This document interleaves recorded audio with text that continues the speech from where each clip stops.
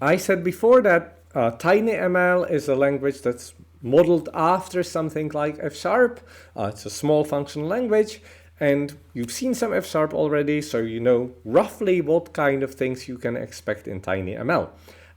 But TinyML takes a very small subset of the language like F#, and it's useful to look at what kind of things it takes and what kind of things it ignores. So let's have a look at some of the language features and also a little bit about the theory behind something like the ML interpreter. So first of all, there's a couple of things where TinyML does things in a very sort of simplified way. For example, if you look at functions, this bit here is a lambda definition that defines a function taking x as an argument and then adding 10 to x. In TinyML, we're not going to have top-level function definitions. We're just going to say when you want to define a function, you have to construct it in this way. In F#, of course, we can do this as well. I can take this function and evaluate it, and I get 42. But you would never really write a function like this in F#. You would just say function of x, and you could write it like this. But TinyML makes one of the interesting simplifications here, and you just have to define functions using the lambda construct. One of the data types that we will have in TinyML is tuples. We're not going to create more complex records with named fields, but just tuples. And we will only do tuples with 2 elements. So here's an example in F#. I can create a tuple, and then using FST and SND functions, I can extract the first and the second element. And again, in F#, you can create tuples of multiple things. You could create a tuple that says at point 10, 50, I want to have a red dot, for example. And also you don't deconstruct tuples in F# by using FST SND. You will typically do something like say X. I want to extract X, Y, and color. And I extract this from the tuple using pattern matching. So this is more idiomatic way of writing things in F#. But even in F#, you can work with tuples of 2 arguments, and you can access their elements using FST and SND. We will also have unions. This is one of the bonus tasks.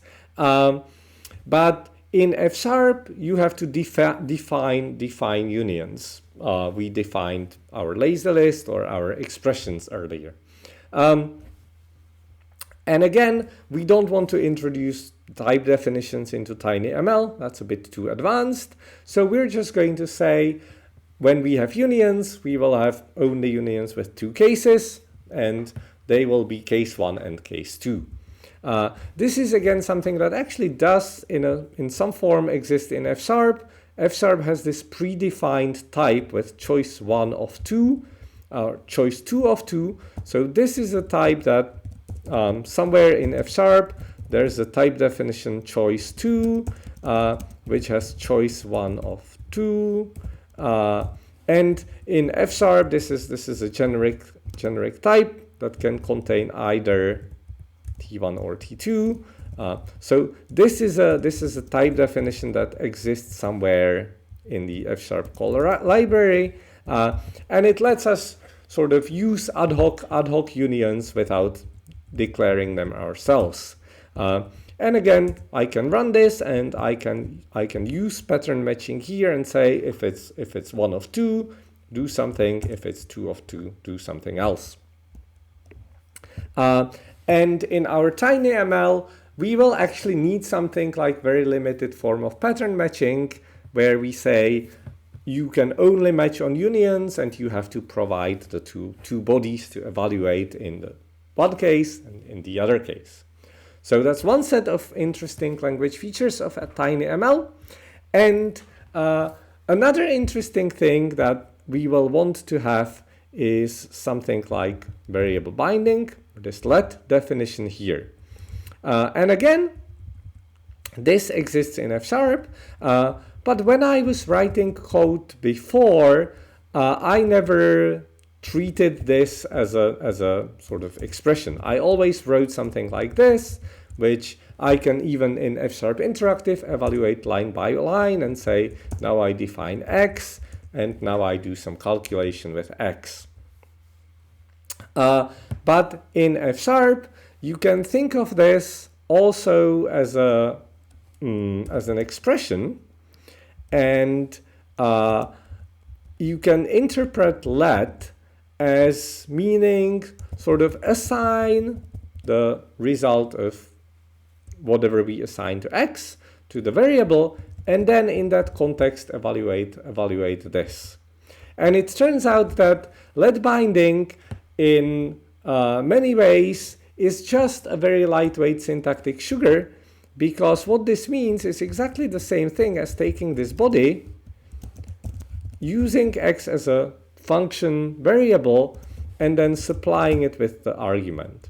So let binding is actually kind of equivalent to this syntax that is expressed just using function and application.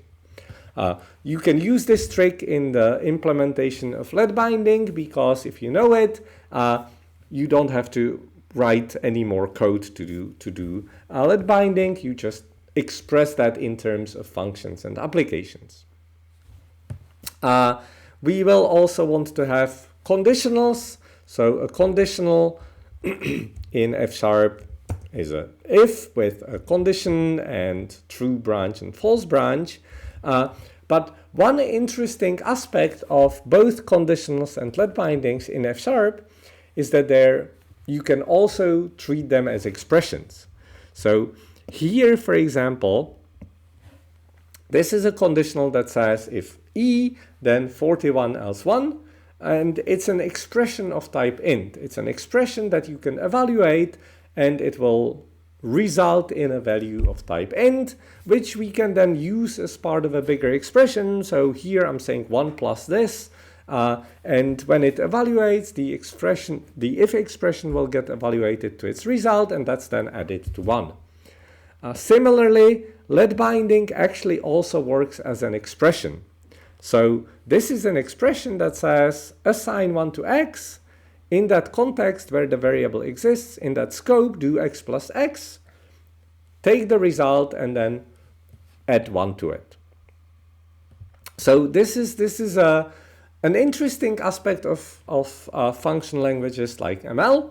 And in TinyML, it means that we will not have to distinguish between statements and expressions, because everything is going to be an expression.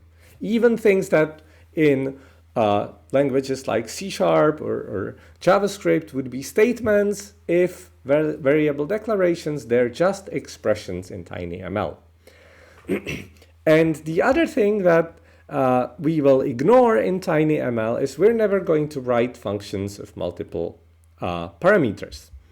So in F#, if I wanted to write a function to add two numbers, I'm going to do multiplication to have a different example than I already have.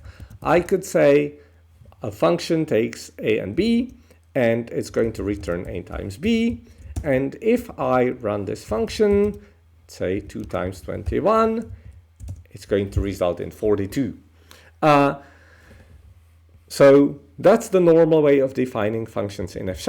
But it turns out that you can actually do this differently, and what function languages like F# and TinyML are doing is that they encode functions of multiple arguments using this carried representation, where what I'm actually doing is having a function that returns another function. So first, let me rewrite this using an explicit lambda notation. And now I have a function that takes a and b and returns a times b. But in F#, this is actually exactly the same as saying I have a function that takes an A returns another function that takes a B, and then when the second function is evaluated, it does the multiplication. So this means the same thing, and if you see a function type like int, so this is the function type of mul, as we can see here, you can read this as a function that takes an int, another int, and returns an int. But you can also, this is the same thing, read it as a function that takes an int and returns a function. So we're going to be using this representation of functions with multiple arguments in our TinyML as well. So that's covering all the language features that TinyML will have. And there's a few other interesting aspects of how the language works. One is variable scoping. In programming languages, there's two basic mechanisms, lexical and dynamic scoping. And the example here on the slide illustrates the difference. So what I'm doing here is I'm creating a function that takes y and adds x plus y. And where does the x come from? Well, when I'm declaring the function, I actually have one x in scope. So this is this x1. And then I finish defining my function. I define another x. This time the value of x is 2. And then I call function f with 10 as an argument. And this could behave in two possible ways. There's two different x variables. One is in scope when I'm declaring this function, and the other is in scope when I'm calling the function. Lexical scoping, which is what ML uses, and what we're going to implement in TinyML, takes the variable from the current static structure, from the block where the function is defined. So it's this green reference here. We will going to, when you construct the function, x is going to refer always to this x that's bound to 1. The interesting consequence of this is that when you're implementing functions in TinyML, you will need to remember what were the variables in scope when you defined the function.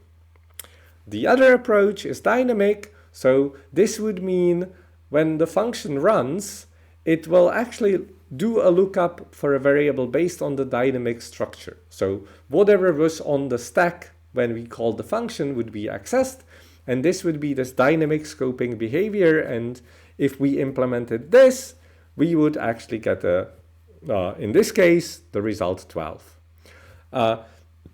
This is an interesting difference, and you may find when writing the TinyML interpreter that it's one place where you have to think about how to do it. And it may be interesting to try to implement both of these options to see the difference.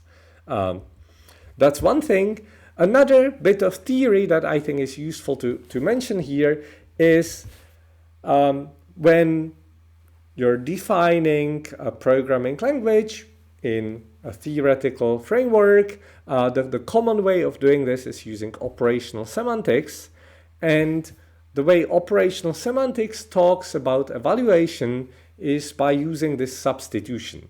So you're saying the way functions or the way expressions evaluate is that they gradually rewrite themselves. They get sort of rewritten whenever I have a function followed by some argument. This is transformed where we take the function, we take the body of the function, then we take the argument, and everywhere in the body of the function, we replace the variable with the argument.